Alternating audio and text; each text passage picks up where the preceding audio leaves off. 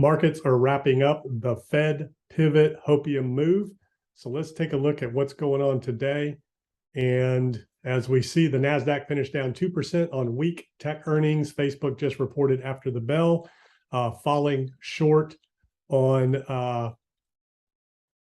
projections, actual earnings, everything. Earnings per share, $1.64 versus $1.89 that were expected. Revenue, $27.71 billion versus $27.3 expected. Daily active users, 1.98 billion as expected. Monthly active users, 2.96 billion expected, and average revenue per user, $9.32. And obviously, what's going on is advertising dollars are down on all of the major advertisers. Google took a big hit yesterday with YouTube ads down, paid ads down, things like that. S&P finished down just almost, 0.75. Dow finished flat for the day. So what is really going on? So the bounce the last few days was all about a potential hope of a potential Fed pivot, which is now defined as slowing the rate of hikes. So was that algorithmic trades? Was it short covering? It was all of the above. And of course, everybody's trying to pressure Chair Powell. There is a open letter that was sent by Senator Sherrod Brown this week telling Powell that they are deeply concerned about the impact of interest rate hikes and what that could do to the employment picture. It's really interesting. It's your job to combat inflation, but at the same time, you must not lose sight of your responsibility to ensure that we have full employment, Brown wrote.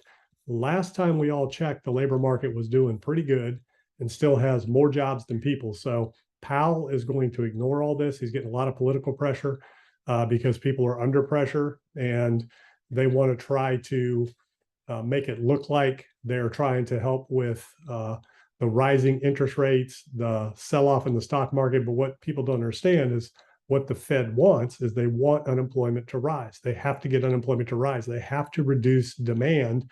They cannot increase supply. So the only way to reduce demand is to make the market sell off, to correct the housing market, to pop the super bubble that they created with zero interest rate and $2 trillion being pumped into the markets.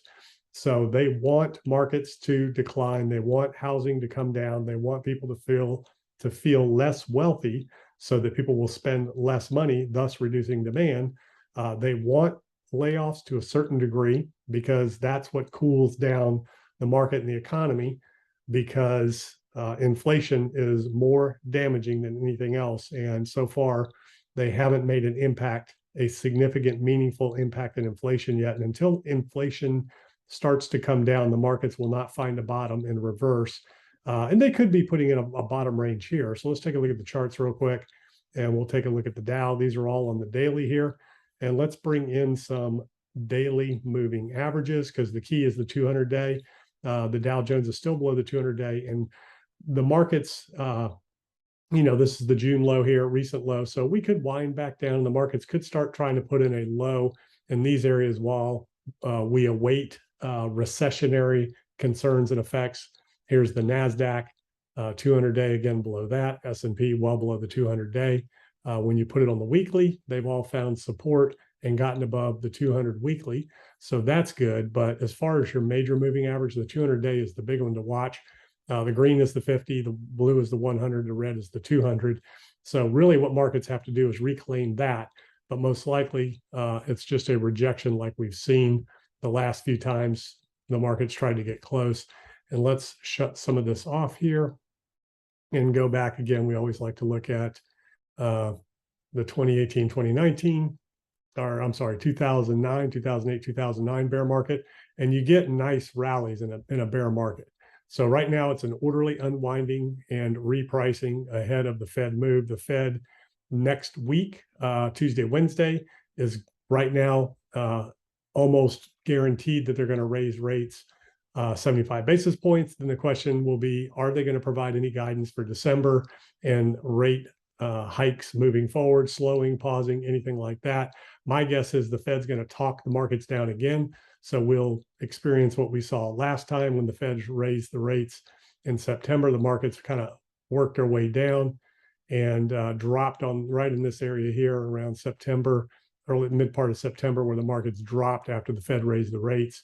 Then it could bounce again and just kind of continue to work its way down and try to put a bottom in ahead of uh, inflation at least peaking. I think if we get peak inflation and the Fed says they are done for the time being, then you'll see the markets back off to the races and start to make up some of these gains. Here's the triangle, descending triangle that everybody's been watching on Bitcoin. It did break out. So the question is, what's Bitcoin going to do now? It rejected right at 21,000, didn't quite get to 21,000 yet. There are a few people calling for potentially 25,000, but right now it looks like it's running out of gas here at 21 and is potentially going to reject and work its way back down. This was a big short liquidation here. And again, with the algorithmic trading formulas, all of the price action on, most of the major alts are all looking very similar. Everything had a pump the last few days, all risk assets. And a lot of it's because of this right here. Let's take a look at the bond market. So bonds, you can see red across the board. So risk on trade here the last few days as bonds took a beating. The other thing is the dollar has been on a steady decline here the last few days. Dollar's been dropping, took out this low here. So is it going to continue down or bounce? Well, it's done this before where it's taken out a previous low, then continued on its way up. So we'll just have to wait to see. A couple of deep dives here that the dollar took while it continued its climb. And then, of course, the VIX. VIX is working its way back down. Remember, when the VIX is high, it's time to buy. That's when markets are bottoming. When the VIX is low, it's time to look out below. That's when you have markets a little bit overbought in those conditions, looking for a little decline. So been kind of rolling in this area here around that. Well, the last low here, this was in August before that big decline there. Right around the middle of August, VIX was around 19. Don't know if it'll get that low. Last couple of times was 22, 25, and then 28. And if you go look at the S&P around the middle of August, that was right here when that VIX dropped. So we'll just have to continue to keep an eye on that. And again, here's Bitcoin. We go look at the hourly, looks like some nice price action here. And you can see on the short term hourly, higher highs, higher lows. So is this going to continue up to 25K then dump, or are we done now because of tech earnings coming out with Facebook? That's going to bring the NASDAQ down. We can take a look at Facebook here real quick and see what that's doing.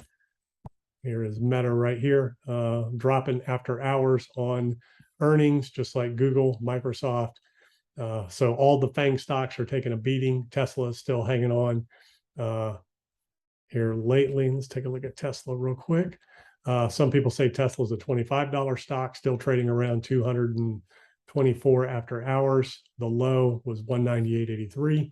And the last time Tesla saw anywhere around $25 was back in March of 2020. So some people say that's about all it's worth. We will have to wait and see how this shakes out, but big parabolic move, just like we saw in other risk assets. So this is what I'm looking at. We'll see what the markets look like tomorrow. And, again, ahead of the Fed move, markets might be done with their move right now and start unwinding in this overbought conditions here ahead of that Fed move, work their way down on the actual rate hike. And then we will be once again on Fed pivot watch for any kind of a reversal of any down move. So this is what I'm looking at, and I'll see you in the next video.